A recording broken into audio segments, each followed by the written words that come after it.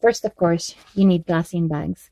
My bags are like 3 by 5 or 6, and you can of course use any glassine bags that you have.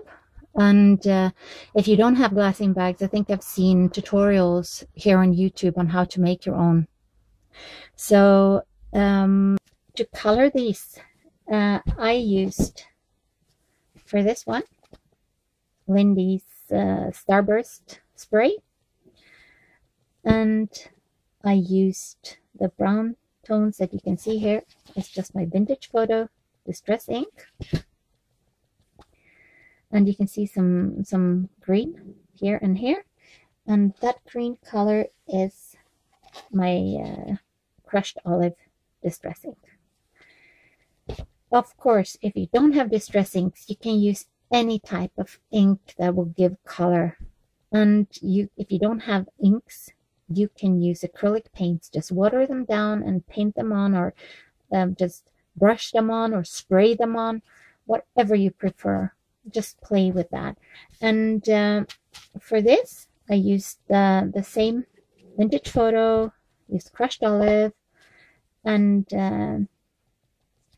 that's the color.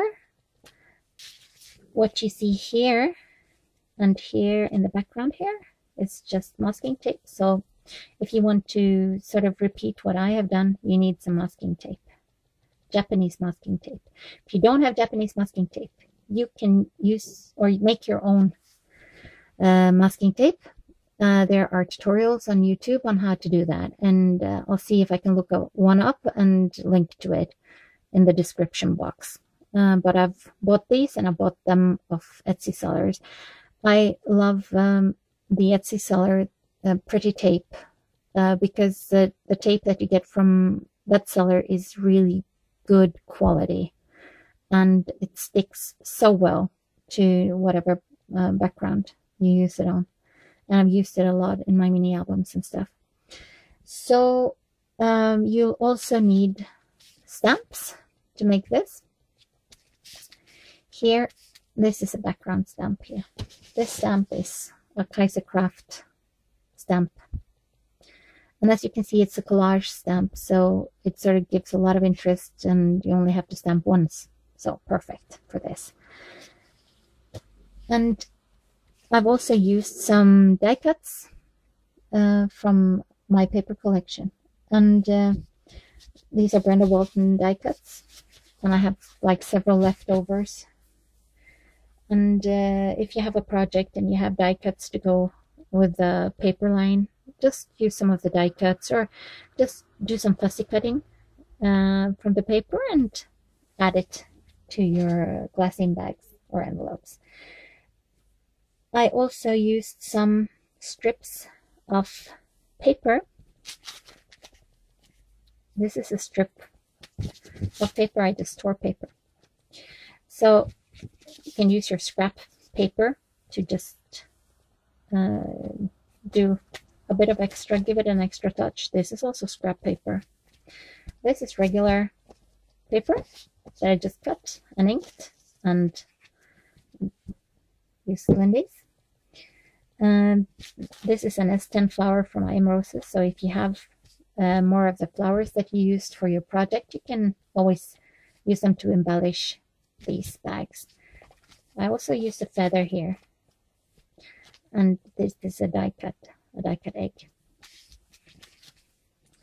And here is one of the die cuts, more masking tape, and I used a scrap piece of lace that I had here and here and there.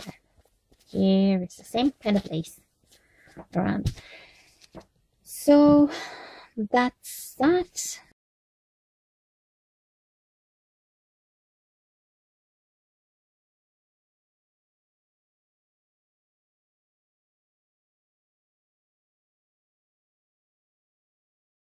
So what I want is my bag to be this length here, and I'm just eyeballing it. Okay, I think this is a size that will fit my album nicely. So I also want this to fold over, but then I have to remove this bit here because I don't want this to stay here. So I'll just cut up this. So you need a scissor.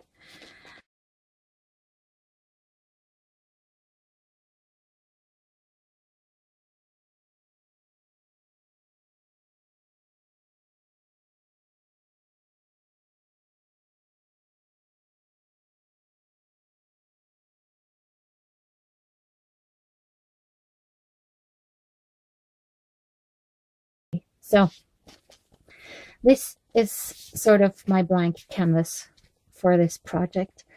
So now what you need to do is to decide on if you want to give it a color to match your project, or if you want to just keep it plain. I want some color, and the papers that I've been using for my project is this Brenda Walton papers from Kane Company. So you can see there are some like grayish blues, silver, some lilac-y colors, browns, and green tones. And I was fortunate enough to get this Lindy's Starburst spray with my guest design team package from Anna at Anna's Paper Creations. So this is Tiffany's Blue. It's a Starburst, so it's going to give my project some shimmer too. So I want this just to be a bit runny and stuff, so I'll just leave it to dry. And in the meantime, we'll do the second version.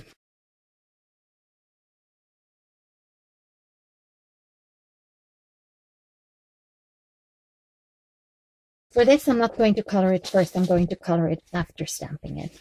So this, I'm going to use this clear stamp by Kaisercraft. It's called Vintage Love. I use StazOn because that doesn't smear once it's dry. And I'm going to use some distress inks to color this envelope.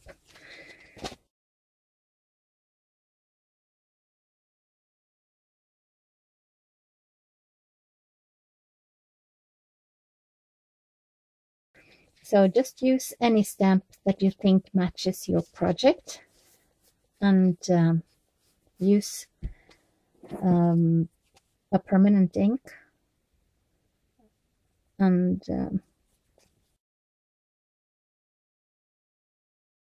so now it doesn't smear, and I can start coloring.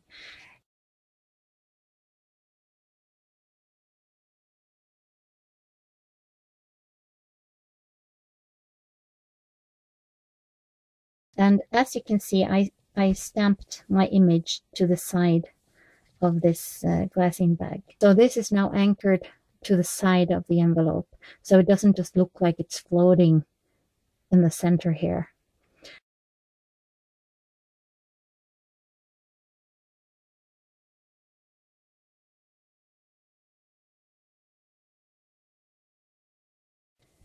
And as you can see, I just lay it down in a random fashion. I have not thought this out or anything beforehand. I just go with the flow. Which, of course, if you're a beginner, that's not what you want to hear. You want to have a recipe. But I don't have a recipe. I just put it down, and you'll see if you put it just randomly, it will look nice. And I have folded the envelopes so that, or the bag, so that the bottom crease fold here, it's not glued all the way down, and it came on the front. So who cares? I mean, we've got glue. I use quick dry adhesive from Scotch, and I'll just glue it down. This dries clear, by the way. So now that won't be a problem anymore.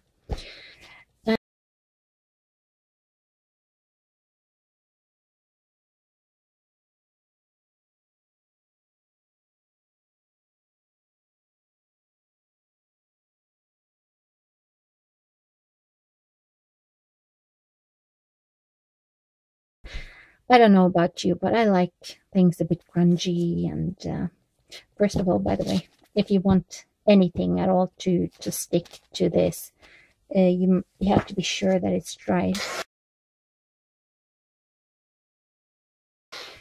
because the distress inks makes things harder to stick to the surface.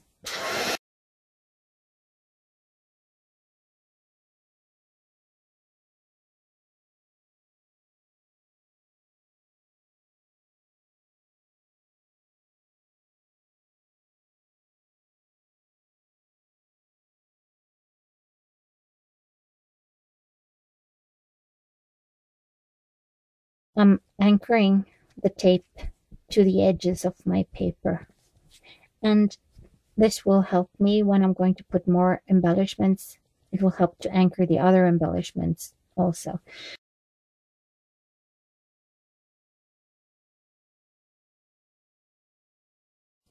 Tear it. You don't always have to cut things. Tear things. Gives you a nice edge.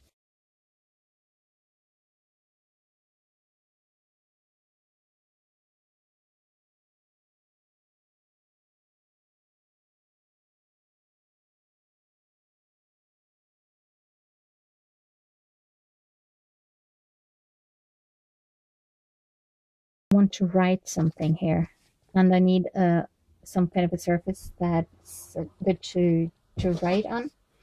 So I got a piece of paper here.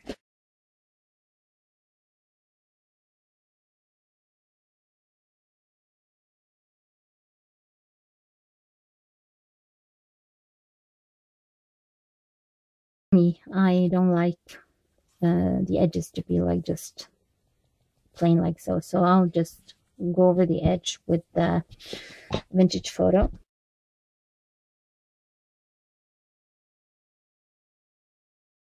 I also want to use the black soot